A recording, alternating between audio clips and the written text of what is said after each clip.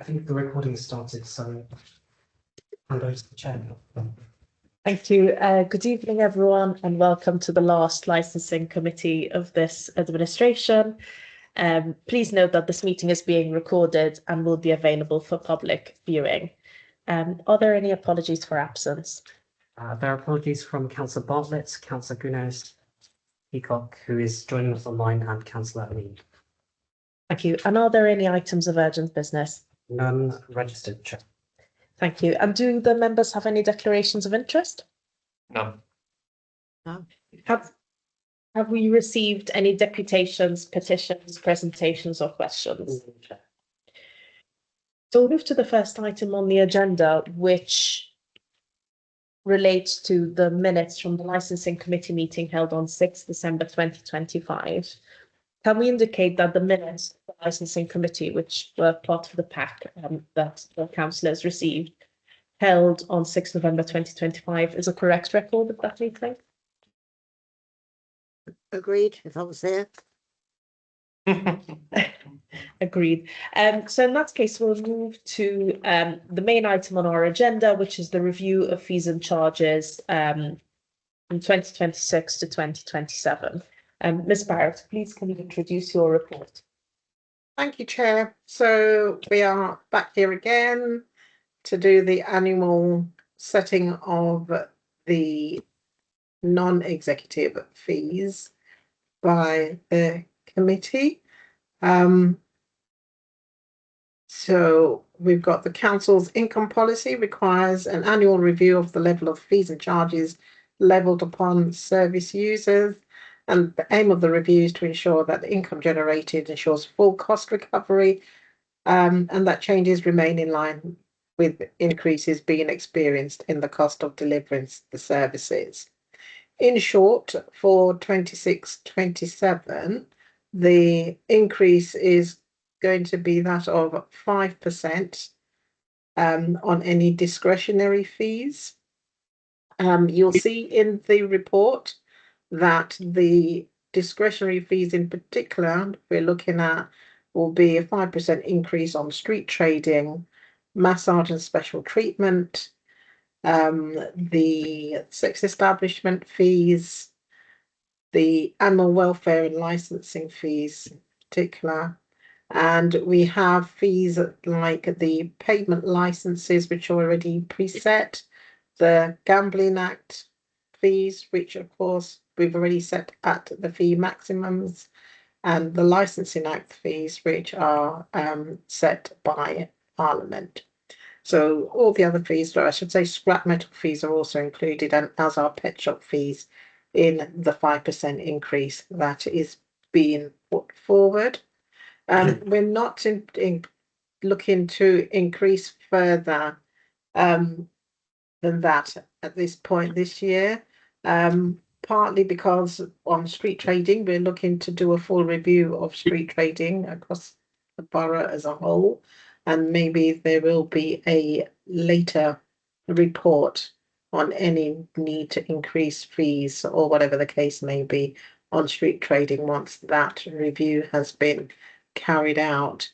The fees set being proposed also do feed into our corporate delivery plan in terms of placemaking and economy, and the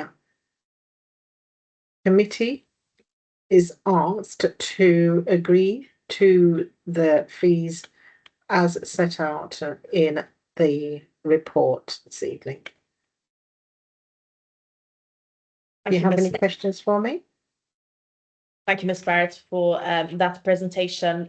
Do the members of the committee have any questions for Ms. Barrett? Councillor Weston.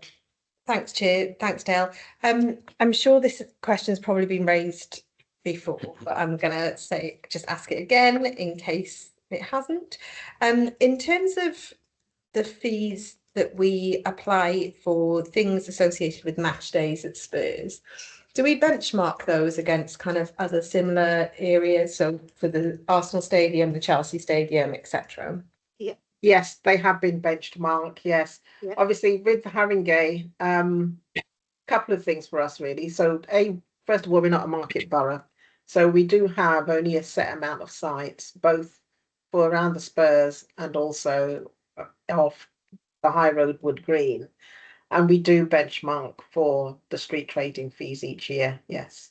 But saying that, even though we benchmark, we've still got to make sure that whatever we're charging is covering our full cost and we're not able to make a profit out of it. Yeah, and so with that said, are our fees comparable to those other authorities?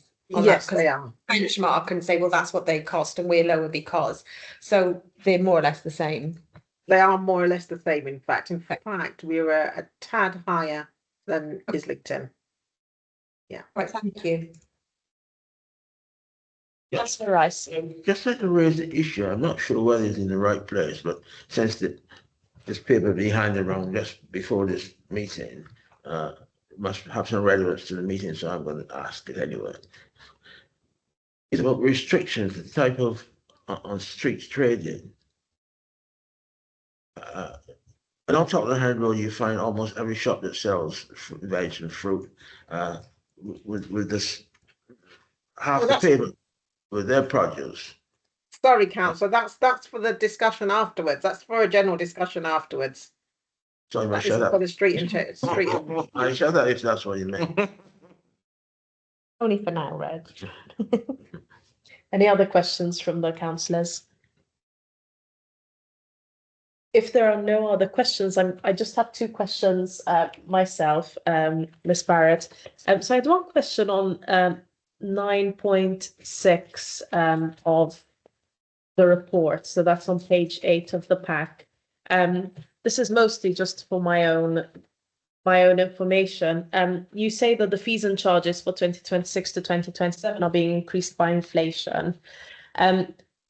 Could you give us some context on how you make that calculation? Do you use the consumer price index to account for inflation? How do you make that? Not as That's technical as that, Chair, to be honest. What happens is that the finance officers send through to us. They obviously have the budget on this, in particular street trading, for instance, because that's ring fence, and they will send through to us what the what we can do in terms of the following year, the coming year. So in this time it was 5%. A couple of years back, we were able to do I think it was like a 7% increase, because we were having to pick up shortfalls on the loss in the budget and things like that due to payment licenses being taken away, so to speak, or tables and chairs being taken away and being put under payment licenses. So there was a bit of a shortfall to make up. So, but in this regard, yeah, it's been a 5% increase that's been advised to us from the finance team. Could you clarify how they arrive at that recommendation of 5%? What would they Okay, consider? no, I can't clarify that. I receive an email to say what it is. Okay. Thank you. Follow up on that. Yes, Sorry. go ahead. So I know you might not be able to answer this, Dale, but I think I suppose for the purpose of the meeting. So if it's a 5% increase, are we're confident then that 5% increase means that the costs are recovered, like the costs of enforcement are recovered? Right. So again, I think don't listen. I think as broadly as we can be, to be honest. One of the things that I am looking to do when I do the review onto street trading in particular this year is to look into that in particular as to how much is our actual cost. Because, you know, we have this ongoing issue with, for instance, on High Road Wood Green, with ice cream vendors that won't move away, basically. They come and park there all day, every day, and no amount of enforcement is moving them. And it's costing the council money to have to take them to court every time, and then the court don't see it as a big deal, and so give them like really silly fines of like £200 or, you know, that sort of thing. So at the moment we are managing to deal with that within the fees that are being brought in under street trading, but only just, to be honest. So yeah, it's something that we do need to look deeper into. Sorry, Chair. Thank you. Thank you, Ms. Barrett. I also have one more question. You mentioned in your presentation that a full review of the street trading policy is underway. Are you able at this stage to tell us what the main objectives of this review are? That's for the next bit, really. That's for just a general discussion. There was a briefing paper that I'd done on street trading,